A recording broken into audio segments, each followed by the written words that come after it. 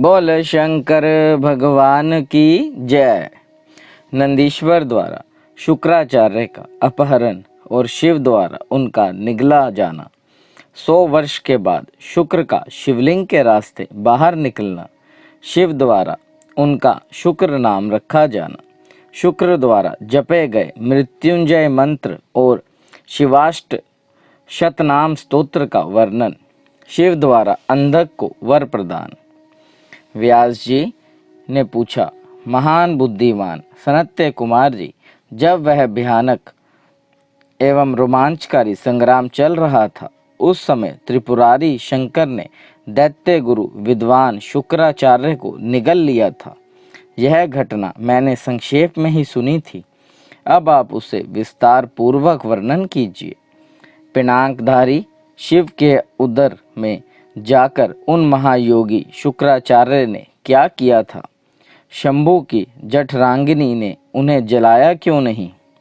भृगुनंदन बुद्धिमान शुक्र भी तो कल्पांतकालीन अग्नि के समान उग्र तेजस्वी थे।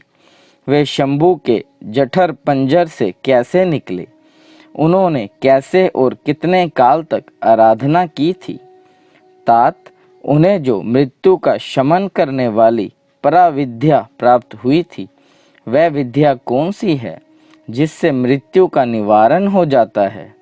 मुने, लीला विहारी देवादिदेव भगवान शंकर के त्रिशूल से छूटे हुए अंधक को गणाध्यक्षता की प्राप्ति कैसे हुई? तात, मुझे शिव लीला अमृत श्रवण करने की विशेष लालसा है, अतः आप मुझ पर कृपया करके वह सारा वृत्तांत पूर्ण रूप से वर्णन कीजिए। ब्रह्मा जी कहते हैं, अमित तेजस्वी व्यास जी के इन वचनों को सुनकर सनत्य कुमार शिवजी जी के चरण कमलों का स्मरण करके कहने लगे। सनत्य कुमार जी ने कहा, मुनिवर, भगवान शंकर के प्रथमों में कि जब अत्यंत विजय होने लगी, तब अंधक घबराकर शुक्राचार्य जी की शरण में गया और उसने गिड़गिड़ाकर मृत संजीवनी विद्या के द्वारा मरे हुए असुरों को जीवित करने की प्रार्थना की। इस पर शुक्राचार्य ने शरणागत धर्म की रक्षा करना उचित समझा। फिर तो वे युद्ध स्थल में गए और आदर पूर्वक विद्या की स्वामी शंकर का स्मरण करके एक एक दैत्य पर मृत संजीवनी विद्या का प्रयोग करने लगे।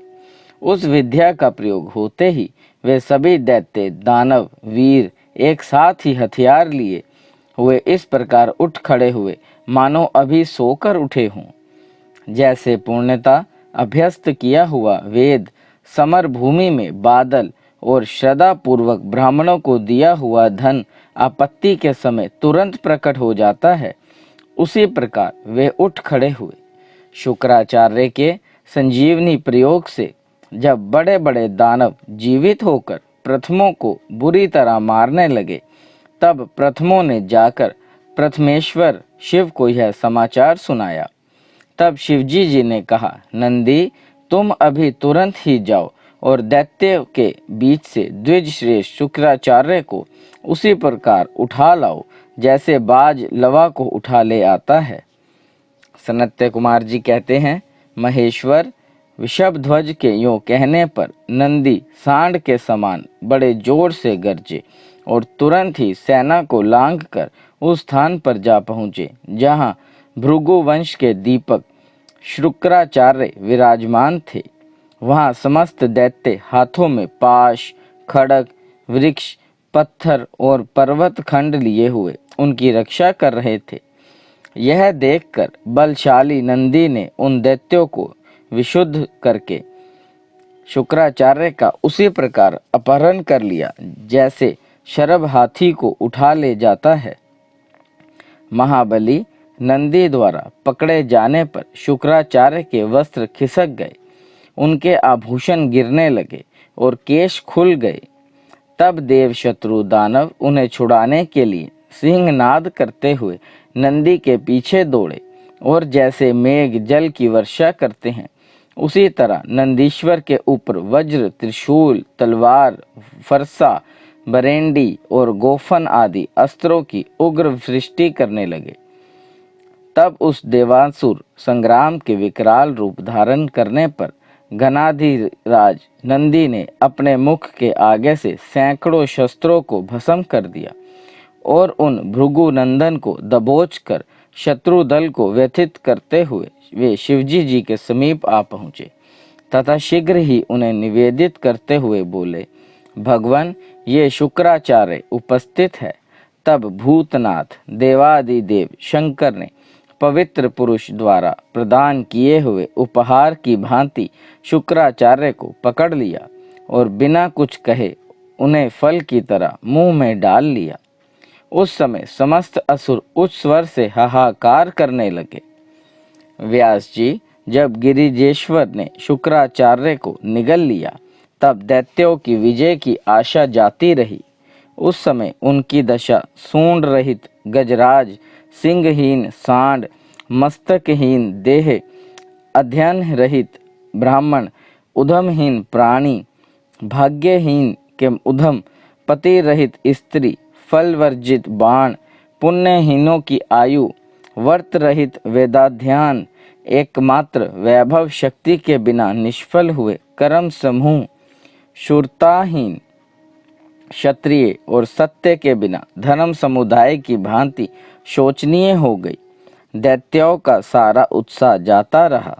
तब अंधक ने महान दुख प्रकट करते हुए अपने शूरवीरों को बहुत उत्साहित किया और कहा, वीरों, जो रणांगन छोड़कर भाग जाते हैं उनकी ख्याति अपक्षय रूपी कालिमा से मलिन हो जाती है और उन्हें इस लोक में तथा परलोक में कहीं भी सुख नहीं मिलता। यदि पूर्ण जन्म रूपी मल का अपहरण करने वाले धरा तीर्थ, रण तीर्थ में अवगाहन कर लिया जाए तो उन तीर्थों में स्नान, दान और तप की क्या आवश्यकता है। अर्थात इनका फल रणभूमि में प्राण त्याग करने से ही प्राप्त हो जाता है। दैत्यराज के इस वचन को पूर्ण रूप से धारण करके वह दैत्य तथा दानव रणभेरी बजाकर रणभूमि में प्रथम गणों पर टूट पड़े और उन्हें मथने लगे तथा बाण, खड़ग, वज्र, सरीखे, कठोर पत्थर, भुशुंडी, भिंदीपाल, शक्ति, भाले, फरसे, खंडवाक, पटिश, त्रिशूल, लकुट और मुसलों द्वारा परस्पर प्रहार करने लगे। भयंकर मारकाट मचाते मचाते समय निकलता गया। इस प्रकार अत्यंत घमासान युद्ध हुआ। इसी बीच विनायक, स्कंद, नंदी, सोमनंदी, वीर, नेगमय और महाबली विशाख आदि उग्र गणों ने त्रिशूल, शक्ति और बाण समूहों की धारावाही वर्षा करके अंधक को अंधा बना दिया। फिर तो प्रथमों तथा असुरों की सेनाओं में महान कोलाहल मच गया। उस घोर शब्द को सुनकर शंभु के उदर में स्थित शुक्राचार्य आश्रय रहित वायु की भांति निकलने का मार्ग ढूंढते हुए चक्कर काटने लगे।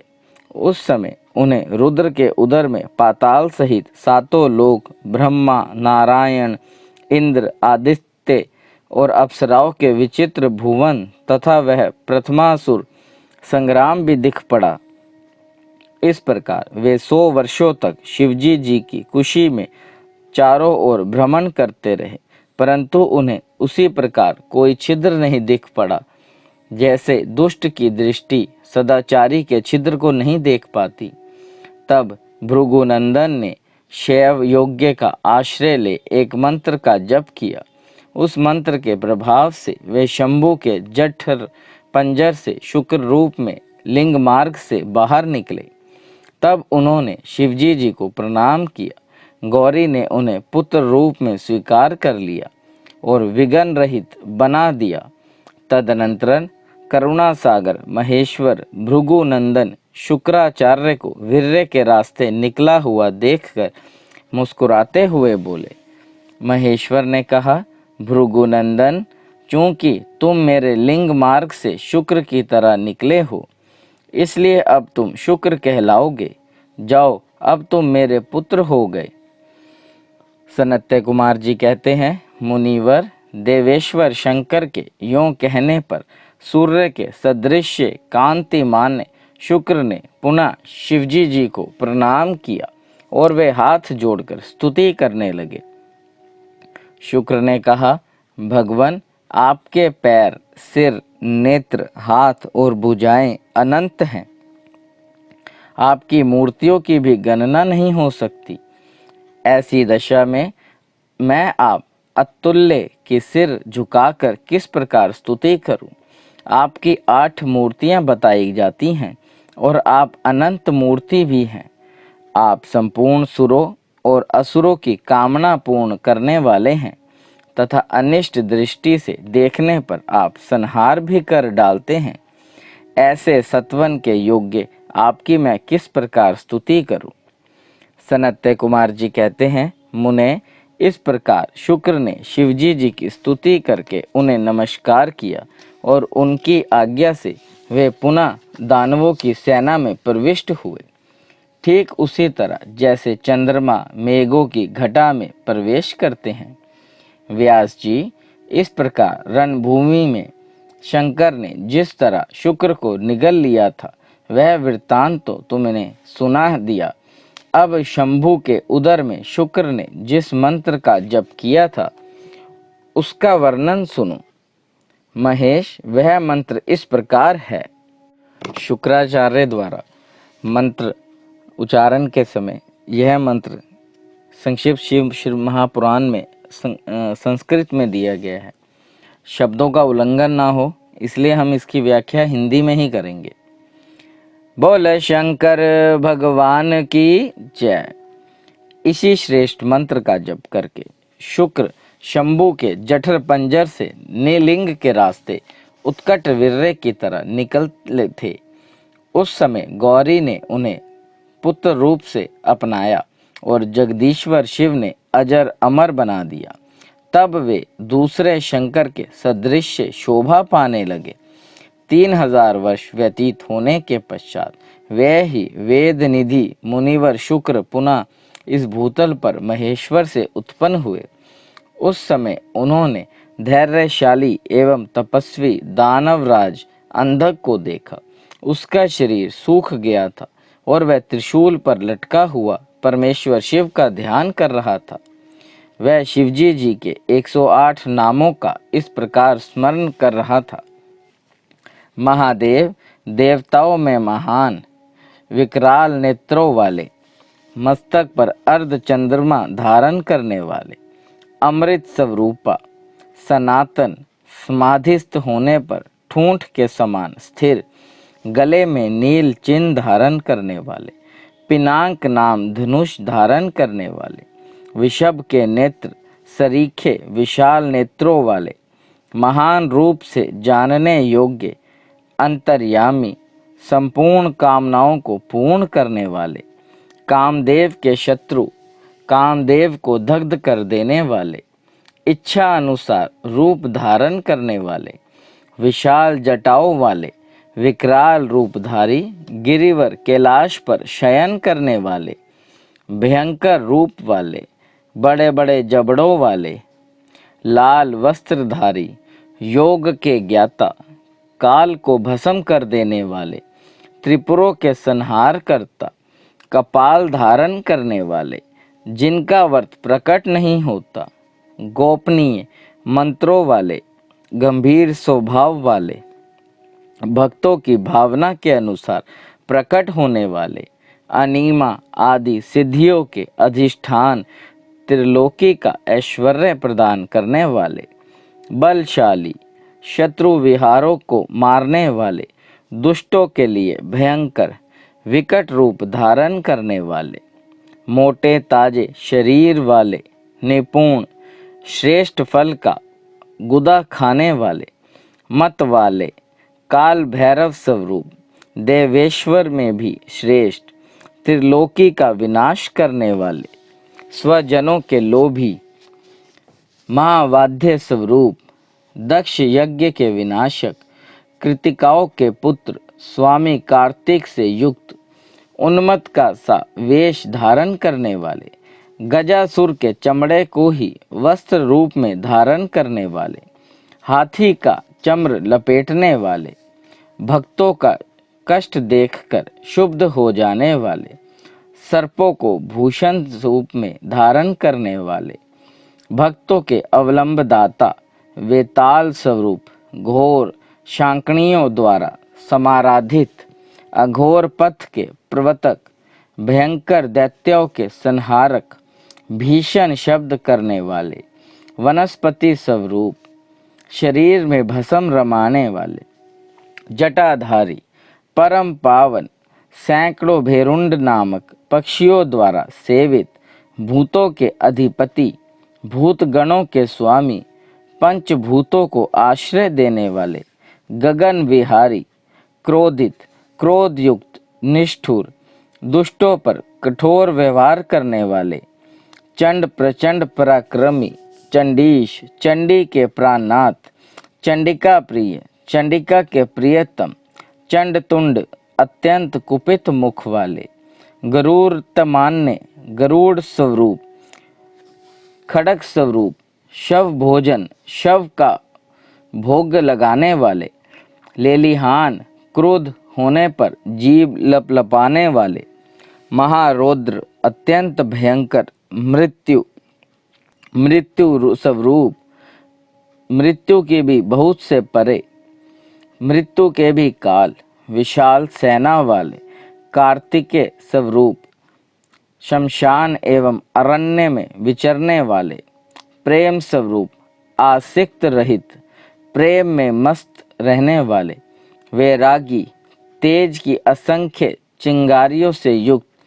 सत्व गुण रूप, रजोगुण रूप, तमोगुण रूप, धर्म स्वरूप, अधर्म रूप, इंद्र के छोटे भाई, उपेंद्र स्वरूप, सत्य रूप, सत्य से भी परे, उत्तम रूप वाले, भीमत्स्य रूपधारी, हेतु रहित, आधा पुरुष और आधा स्त्री का रूप धारण करने वाले, अर्धनारीश्वर, भानु, सूर्य स्वरूप, कोटिष्ठ, सूर्यों के समान प्रभावशाली, यज्ञ, यज्ञ स्वरूपा, यज्ञपति, यज्ञेश्वर, रुद्र, संहार करता, ईशान, ईश्वर, वरद, वरदाता, शिव, कल्याण स्वरूप। परमात्मा शिव की इन 108 मूर्तियों का ध्यान करने से वह दानव उस महान भय से मुक्त हो गया। उस समय प्रसन्न हुए जटाधारी शंकर ने उसे मुक्त करके उस त्रिशूल के अग्रभाग से उतार लिया और दिव्य अमृत की वर्षा से अभिषिक्त कर दिया। तत्पश्चात महात्मा महेश्वर उसने जो कुछ किया था उस सबका सांत्वना पूर्वक वर्णन करते हुए उस महादैत्य अंधक से बोले। ईश्वर ने कहा, हे दैतेंद्र, मैं तेरे इंद्रिय निग्रह, नियम, शौर्य और धैर्य से प्रसन्न हो गया हूँ। अतः सुवर्त, अब तू कोई वर मांग ले। दैत्यों के राजाधिराज, तूने निरंतर मेरी आराधना की है, इससे तेरा सारा कलमश धुल गया और अब तू वर पाने के योग्य हो गया है। इसलिए मैं तुझे वर देने के लिए आया हूँ, क्योंकि 3000 वर्षों तक बिना खाए पिए प्राण धारण किए रहने से तूने जो पुण्य कमाया है उसके फलस्वरूप तुझे सुख की प्राप्ति होनी चाहिए। सनत्य कुमार जी कहते हैं, मुने, यह सुनकर अंधक ने भूमि पर अपने घुटने टेक दिए और फिर वह हाथ जोड़कर कांपता हुआ भगवान उमापति से बोला, बोले शंकर भगवान की जय। अंधक ने कहा, भगवान, आपकी महिमा जाने बिना मैंने पहले रणांगन में हर्षगद वाणी से आपको जो दीनहीन तथा नीच से नीच कहा है और मूर्खतावश लोक में जो जो निंदित कर्म किया है, प्रभु उस सबको आप अपने मन में स्थान ना दें, अर्थात उसे भूल जाएं। महादेव, मैं अत्यंत ओछा और दुखी हूँ। मैंने काम दोषवश पार्वती के विषय में भी जो दूषित भावना कर ली थी उसे आप क्षमा कर दे। आपको तो अपने कृपण, दुखी एवं दीन भक्त पर सदा ही विशेष दया करनी चाहिए। मैं उसी तरह का एक दीन भक्त हूँ और आपकी शरण में आया हूँ। देखिए, मैंने आपके सामने अंजलि बांध रखी है। अब आपको मेरी रक्षा करनी चाहिए। ये जगजननी पार्वती देवी भी मुझ पर प्रसन्न हो जाए और सारे क्रोध को त्याग कर मुझे कृपा दृष्टि से देखे। चंद्रशेखर, कहाँ तो इनका भयंकर क्रोध और कहाँ मैं तुच्छ दैत्य। चंद्रमौली, मैं किसी प्रकार उसको सहन नहीं कर सकता। शंभु, कहाँ तो परम उदार आप और कहाँ बुढ़ापा, मृत्यु तथा काम, क्रोध आदि दोषों के वशीभूत मैं, अर्थात मेरी आपके साथ क्या तुलना है। महेश्वर, आपके ये युद्ध कला निपुण महाबली वीर पुत्र मेरी कृपणता पर विचार करके अब क्रोध के वशीभूत मत हो। तुषार, हार, चंद्र किरण, शंख, कुंद पुष्प और चंद्रमा के से वर्ण वाले शिव, मैं इन पार्वती को गुरुता के गौरव वंश नित्य मात्र दृष्टि से देखूं। मैं नित्य आप दोनों का भक्त बना रहूं। देवताओं के साथ होने वाला मेरा वैर दूर हो जाए तथा मैं शांत चित्त हो योग चिंतन करता रहूं, गणों के साथ निवास करूं। महेशान, आपकी कृपा से मैं उत्पन्न हुए इस विरोधी दानव भाव का पुनः कभी स्मरण न करूं। यही उत्तम वर मुझे प्रदान कीजिए। बोले शंकर भगवान की जय। सनत्य कुमार जी कहते हैं, मुनि स्तंभ, इतनी उत्तम बात कहकर वह दैत्यराज माता पार्वती की ओर देखकर त्रिनयन शंकर का ध्यान करता हुआ मौन हो गया। तब रुद्र ने उसकी ओर कृपा दृष्टि से देखा। उनकी दृष्टि पड़ते ही उसे अपने पूर्व वृत्तांत तथा अद्वितीय जन्म का स्मरण हो आया। उस घटना का स्मरण होते ही उसका मनोरथ पूर्ण हो गया। फिर तो माता पिता उमा महेश्वर को प्रणाम करके वह कृत्य हो गया। उस समय पार्वती तथा बुद्धिमान शंकर ने उसका मस्तक सूंघकर प्यार किया। इस प्रकार अंधक ने प्रसन्न हुए चंद्रशेखर से अपना सारा मनोरथ प्राप्त कर लिया। मुने, महादेव जी की कृपा से अंधक को जिस प्रकार परम सुखद गणाध्यक्ष पद प्राप्त हुआ था, वह का सारा पुरातन वृत्तांत मैंने सुना दिया और मृत्युंजय मंत्र का भी वर्णन कर दिया। अब यह मृत्यु का विनाशक और संपूर्ण कामनाओं का फल प्रदान करने वाला है। इसे प्रयत्न पूर्वक जपना चाहिए। ओम नमः शिवाय। ओम नमः शिवाय। ओम नमः शिवाय। ओम नमः शिवाय। ओम त्र्यंबकं यजामहे सुगंधिं पुष्टिवर्धनम् उर्वारुकं विबन्धनान् मृत्युर्मोक्षिमामृतात्। ओम। ओम सर्वव्यापी परमात्मा कृपा कृपा। शुक्राचार्य की घोर तपस्या और इनका शिवजी जी को चित्ररतन अर्पण करना तथा अष्टमूर्तष्टक स्तोत्र द्वारा उनका सत्वन करना, शिवजी जी का प्रसन्न होकर उन्हें मृत संजीवनी विद्या तथा अन्यायन वर प्रदान करना। सनत्य कुमार जी कहते हैं, व्यास जी, मुनिवर शुक्राचार्य को शिव ने मृत्युंजय नामक मृत्यु का प्रशमन करने वाली पराविद्या किस प्रकार प्राप्त हुई थी, अब उसका वर्णन करता हूँ, सुनो। पूर्व काल की बात है। इन भृगु नंदन ने वाराणसीपुरी में जाकर प्रभावशाली विश्वनाथ का ध्यान करते हुए बहुत काल तक घोर तप किया था। वेद व्यास जी, उस समय उन्होंने वहीं एक शिवलिंग की स्थापना की और उसके सामने ही एक परम रमणीय कूप तैयार कराया।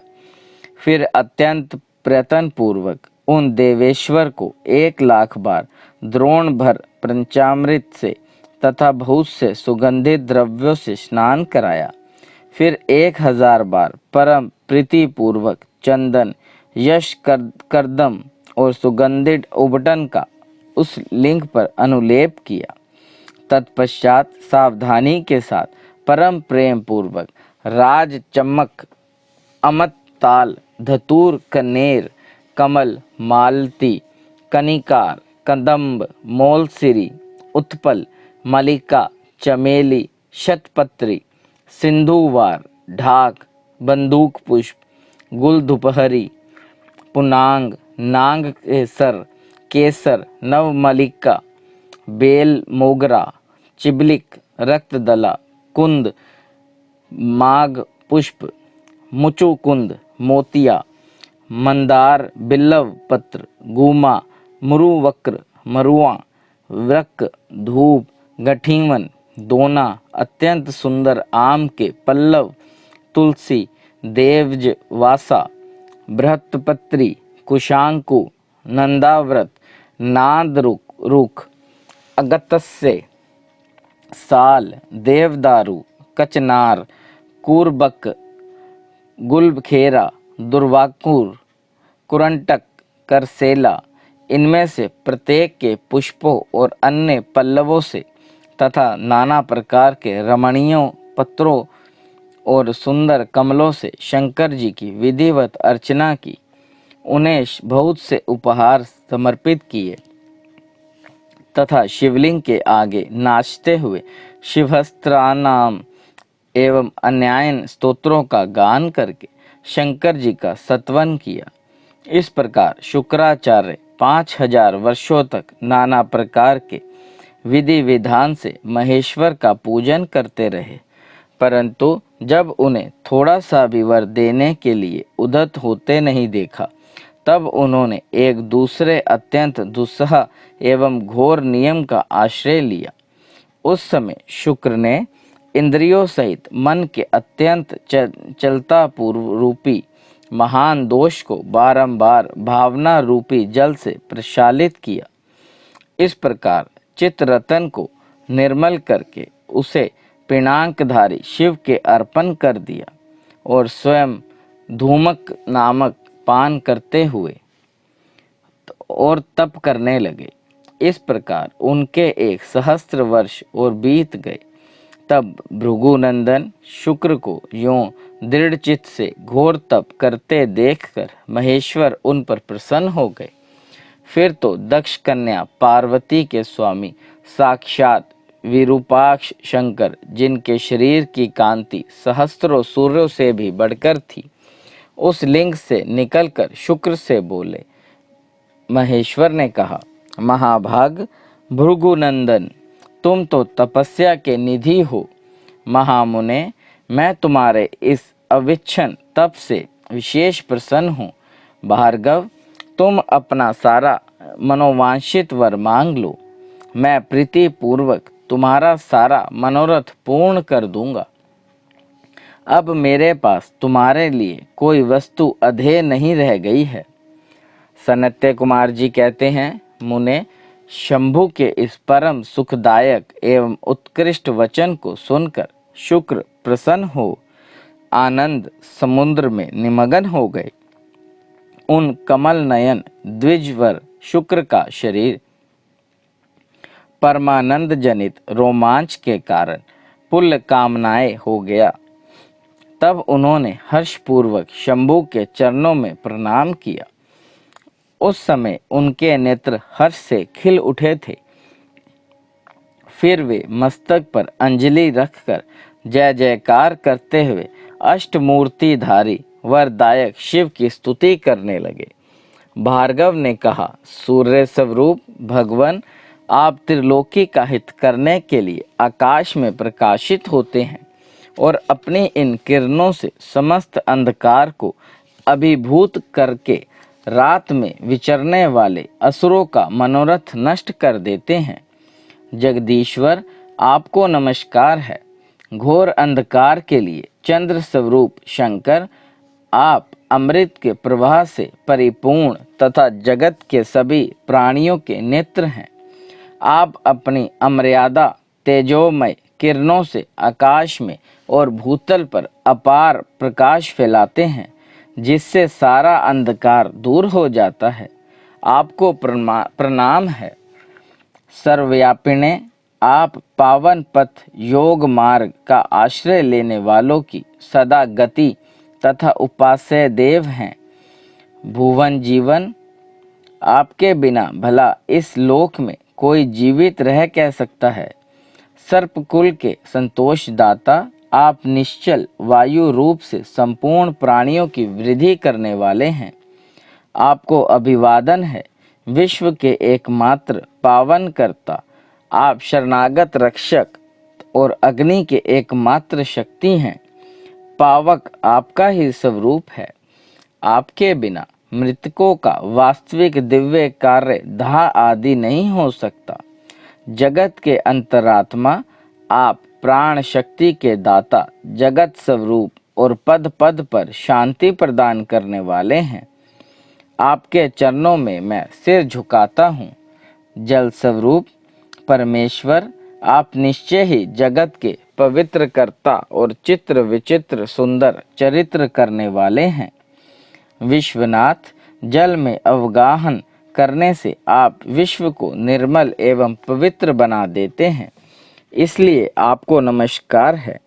आकाश रूप ईश्वर, आपसे अवकाश प्राप्त करने के कारण यह विश्व बाहर और भीतर विकसित होकर सदा स्वभाववश श्वास लेता है, अर्थात इसकी परंपरा चलती रहती है तथा आपके द्वारा यह संकुचित भी होता है, अर्थात नष्ट हो जाता है। इसलिए दयालु भगवान, मैं आपके आगे नतमस्तक होता हूँ। विश्व भरात्मक, आप ही इस विश्व का भरण पालन पोषण करते हैं। सर्वव्यापिनी, आपके अतिरिक्त दूसरा कौन अज्ञान अंधकार को दूर करने में समर्थ हो सकता है। अतः विश्वनाथ, आप मेरे अज्ञान रूपी तम का विनाश कर दीजिए। नागभूषण, आप सत्वनीय पुरुषों में सबसे श्रेष्ठ हैं, इसलिए आप परात्पर प्रभु को मैं बारंबार करता हूँ। आत्मस्वरूप शंकर, आप समस्त प्राणियों के अंतरात्मा में निवास करने वाले प्रत्येक रूप में व्याप्त हैं और मैं आप परमात्मा का जन हूँ। अष्टमूर्ते, आपकी इन रूप परंपराओं से यह चराचर विश्व विस्तार को प्राप्त होता है, अतः मैं सदा से आपको नमस्कार करता हूँ।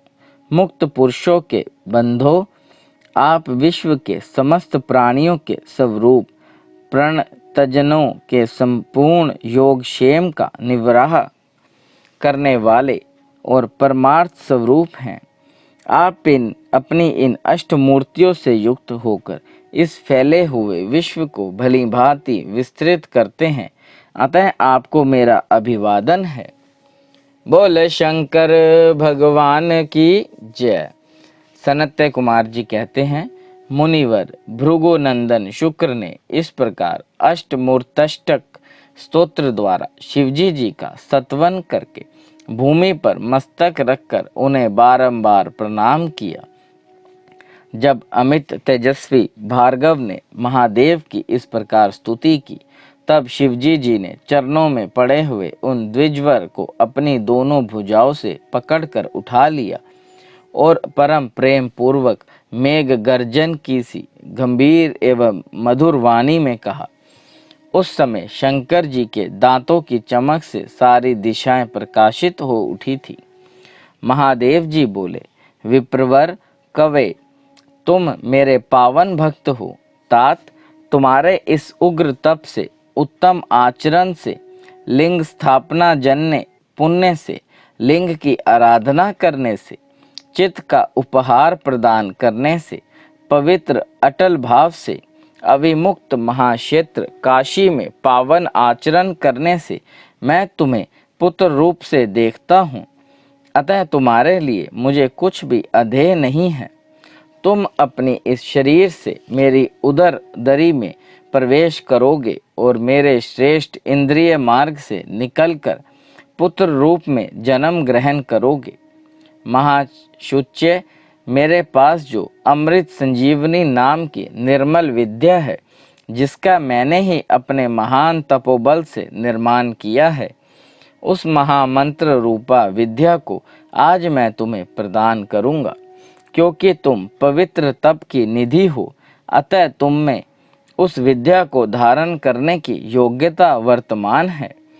तुम नियम पूर्वक जिस जिसके उद्देश्य से विद्येश्वर के इस श्रेष्ठ विद्या का प्रयोग करोगे, वह निश्चय ही जीवित हो जाएगा। यह सर्वथा सत्य है। तुम आकाश में अत्यंत दीप्तिमान तारा रूप से स्थित होंगे। तुम्हारा तेज सूर्य और तुम ग्रहों में प्रधान माने जाओगे। अग्नि के तेज का भी अतिक्रमण कर जाएगा। जो स्त्री अथवा पुरुष तुम्हारे सम्मुख रहने पर यात्रा करेंगे, उनका सारा कार्य तुम्हारी दृष्टि पड़ने से नष्ट हो जाएगा। सुवर्त तुम्हारे उदय होने पर जगत में मनुष्यों के विवाह आदि समस्त धर्म काल सफल होंगे। सभी नंदा, प्रतिपदा, षष्ठी और एकादशी तिथियां तुम्हारे संयोग से शुभ हो जाएंगी और तुम्हारे भक्त वीर्य संपन्न तथा बहुत सी संतान वाले होंगे। तुम्हारे द्वारा स्थापित किया हुआ यह शिवलिंग शुक्रेश के नाम से विख्यात होगा। जो मनुष्य इस शिवलिंग की अर्चना करेगा, उन्हें सिद्धि प्राप्त हो जाएगी। जो लोग वर्ष प्रयत्न नक्तवर्त पारायण होकर शुक्रवार के दिन शुक्रकूप के जल से सारी क्रियाएं संपन्न करके शुक्रेश की अर्चना करेंगे, उन्हें जिस फल की प्राप्ति होगी, वह श्रवण से मुझे सुन लीजिए। वह मुझसे श्रवण करो। उन मनुष्यों में वीर्य की अधिकता होगी, उनका वीर्य कभी निष्फल नहीं होगा।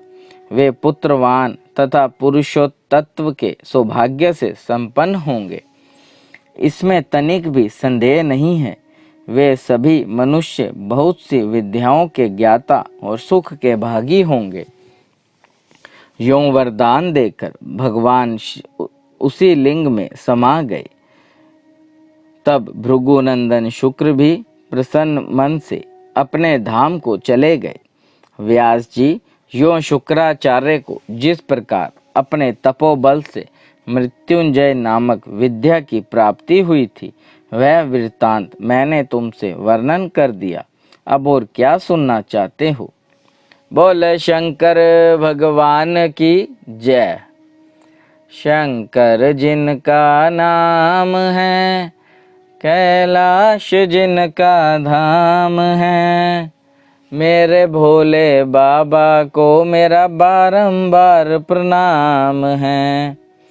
हर हर महादेव शंभु, काशी विश्वनाथ गंगे। हर हर महादेव शंभु, काशी विश्वनाथ गंगे।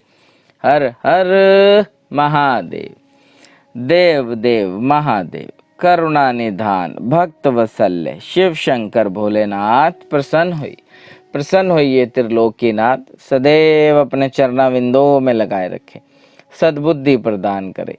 सृष्टि के कर्ता धर्ता संहार हरता, आपसे ही जीवन आपसे ही मरण महादेव। बच्चा पुल्लनहार तुसी बख्शनहार त्रिलोकीनाथ, कृपा दृष्टि बनाए रखे। ओम नमः शिवाय। ओम नमः शिवाय।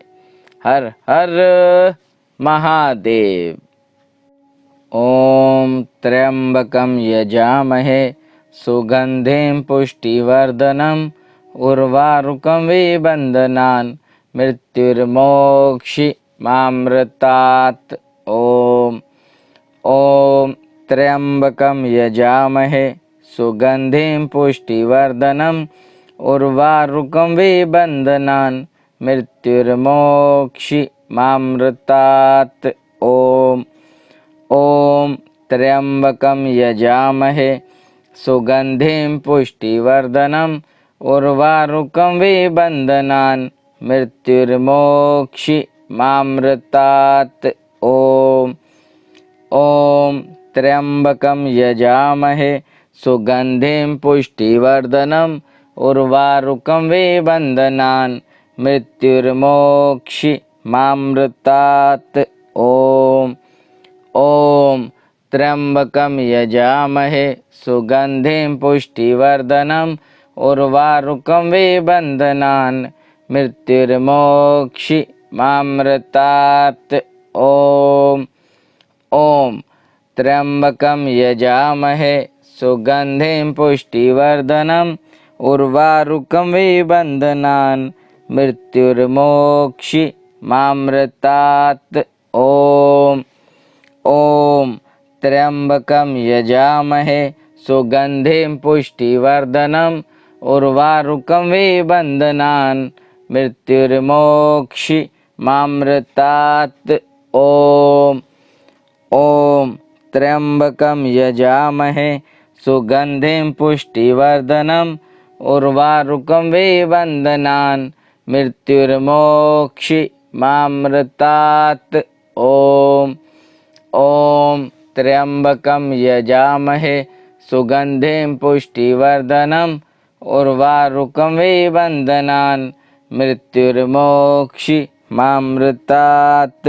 ओम ओम त्र्यंबकं यजामहे सुगंधिं पुष्टिवर्धनम् उर्वारुकं विबन्धनान् मृत्युर्मोक्षिमामृतात्।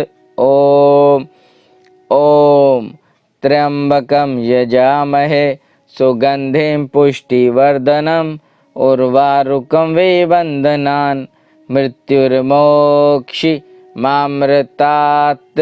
ओम ओम सर्वव्यापी परमात्मा, सृष्टि के कर्ता धर्ता, हर हर महादेव। जय वीर बजरंगे, हर हर महादेव।